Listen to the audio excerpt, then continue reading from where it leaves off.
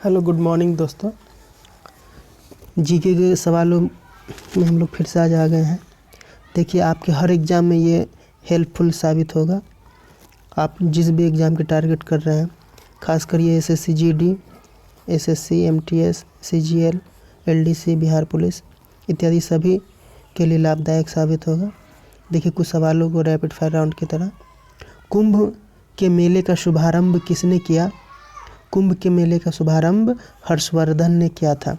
किस शासक ने नालंदा विश्वविद्यालय के लिए 200 ग्रामों की आय दान के रूप में दी थी? यानी 200 गाँव की आय जो थी उसको दान में दे दिया था हर्षवर्धन ने। दक्षिणी भारत में एरीपत्ती का अर्थ क्या है? दक्षिणी भारत में एरीपत्ती का अर्थ जलाशय की भूमि है। जलाशय की भूमि को एरीपत्ती कहा जाता था। पुष्यभूति काल में राज्य की आय का मुख्य साधन क्या था? पुष्यभूति काल में राज्य की आय का मुख्य साधन भूमि कर था। पुष्यभूति काल में भूमि कर कितना लिया जाता था? पुष्यभूति काल में भूमि कर पैदावार का 1/6 भाग लिया जाता था। हर्षवर्धन के समय नालंदा विश्वविद्यालय का कुलपति कौन था? हर्षवर्धन के समय नालंदा विश्वविद्यालय का कुलपति आचार्य शीलभद्र था। किस अभिलेख में हर्षवर्धन को परमेश्वर कहा गया है? किस अभिलेख में हर्षवर्धन को परमेश्वर कहा गया है?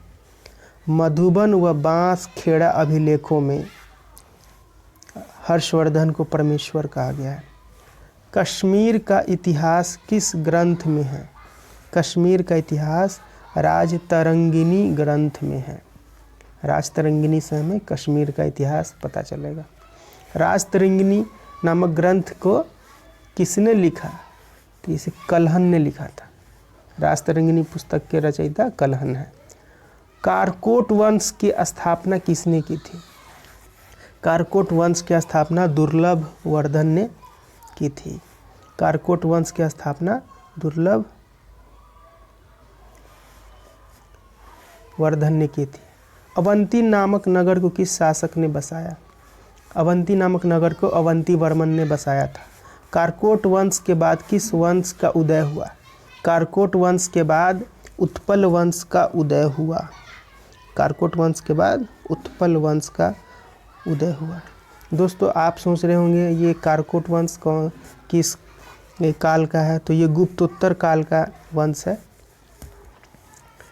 डिटेल्स वीडियो कभी लेकर आऊँगा, ऐसा बुक्स में देख सकते हैं। सर्वप्रथम हर्षवर्धन ने कन्नौज में बौद्ध धर्म सभा का आयोजन किस वर्ष किया था? हर्षवर्धन ने कन्नौज में बौद्ध धर्म सभा का आयोजन 643 ईस्वी में किया था। हर्षवर्धन की मृत्यु के पश्चात कन्नौज पर किसका शासन हुआ?